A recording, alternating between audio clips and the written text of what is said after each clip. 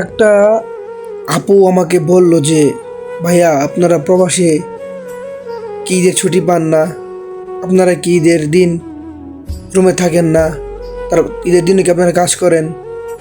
আমি দেশের মানুষের সবার উদ্দেশ্যে একটা কথা বলি। আমি ডিউটিতে থেকে আইসা নামাজ পড়তে গেছি, নামাজ থেকে আইসা ডিউটি করছি, তারপরে ছুটি পাইছি, এখন রুমে আছি। আর আমার যে রুম পার্টনারগুলো আছে ওরা এখনও ডিউটিতে, এরা যে ডিউটিতে গেছে এরা এখনও ডিউটিতে।